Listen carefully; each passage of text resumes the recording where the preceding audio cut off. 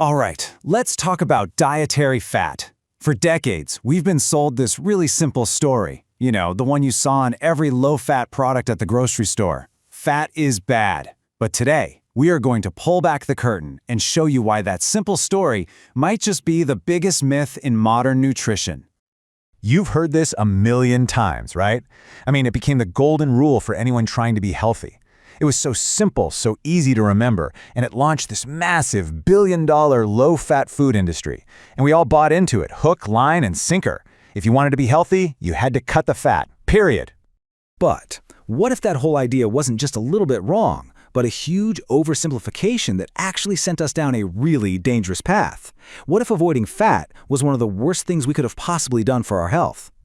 And this brings us to what I call the great fat lie. See, as a society, we declared this war on fat. We were all in. But a really weird thing happened. As fat consumption went down, obesity rates didn't follow. They went up. I mean, they skyrocketed. So what on earth went wrong? Well, think about it. When food companies take the fat out of their products, they're also taking out a huge chunk of the flavor and the texture. Nobody wants to eat chalky, flavorless yogurt, right? So to make it taste good again, they had to add something back in. And that something was almost always sugar, refined carbohydrates, and a whole list of artificial gums and thickeners.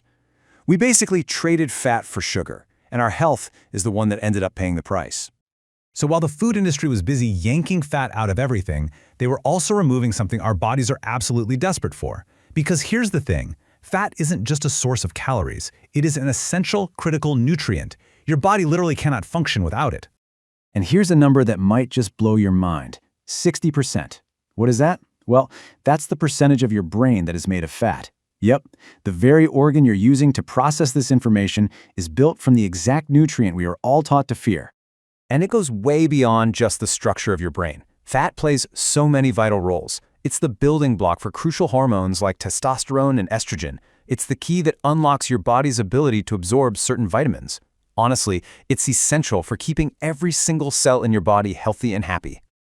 Just think about this for a second. You could be eating the most amazing salad, packed with carrots and spinach, just full of nutrients. But if you pour fat-free dressing on top, your body can't actually absorb many of those incredible vitamins, specifically vitamins A, D, E, and K. Fat is literally the key that unlocks the door to your food's nutritional power. Without it, those vitamins just pass right through you. Okay, so we've established that fat is essential. The next obvious question is, are all fats created equal? And the answer to that is a hard no. Not even close. So to make this easy, let's think of them like characters in a story. You've got the good guys, a neutral character, and then the downright ugly villains. First up, let's meet the heroes of our story. The unsaturated fats. These are the ones you want on your team. We've got the monounsaturated fats. Think of things like olive oil, avocados, and nuts. These are fantastic for your heart.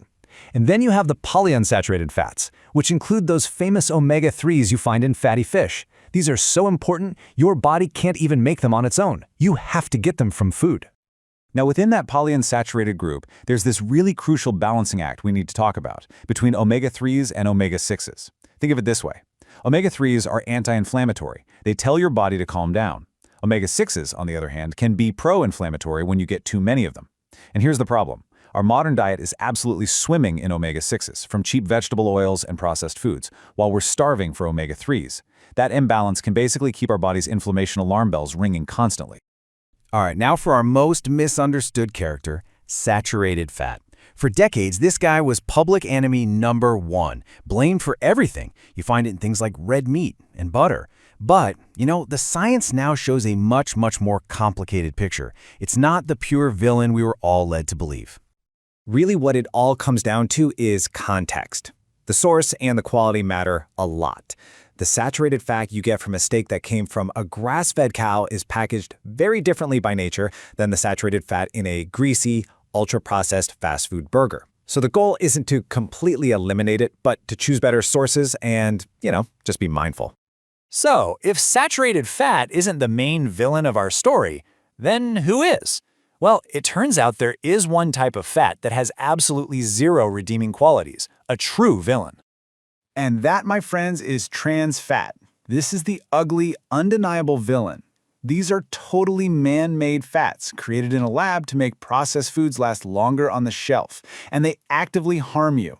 They jack up your bad cholesterol, they lower your good cholesterol, and the science is crystal clear. There is absolutely no safe amount of trans fat to eat.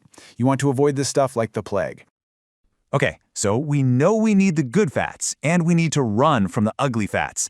But there's still one big reason why fat, even the good kind, can be a problem if you're trying to manage your weight. And it all comes down to some really simple math. And this is where it all clicks into place. Look at this. Protein and carbs, they both have 4 calories for every gram. But fat? Fat has 9, more than double. This incredible energy density is the real reason it is so easy to overeat calories from fat without even realizing it. And this leads us right into what I call the invisible calorie trap. Think about it. When you go to a restaurant, the chef's #1 job is to make the food taste incredible. And what's the easiest way to do that? Fat. It's the ultimate vehicle for flavor. So that healthy grilled fish or that big salad you ordered, it could easily be swimming in hundreds and hundreds of extra calories from butter, oils, and dressings that you don't even see.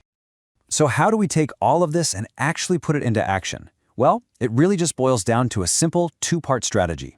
We need to focus on both the quality of the fats we're eating and the volume that we're consuming. So let's break it down into a simple 3-step strategy. Step 1, prioritize quality. Get your fats from whole foods whenever you can. We're talking avocados, nuts, seeds, fatty fish. Step 2, respect the density. Just because something is healthy doesn't mean it's low calorie. That handful of nuts is great for you, but it packs a punch, so portion size is key. And step 3, be a detective when you eat out. Just assume fats are being used generously. Ask for that dressing on the side, be mindful of creamy sauces, and you'll be in a much better position. At the end of the day, I think this is the best way to think about it. Fat is absolutely an essential, high-performance fuel for your body. But it's like jet fuel. It's incredibly potent. A little goes a very long way. So the real question we're left with is this: are you handling your fuel with care?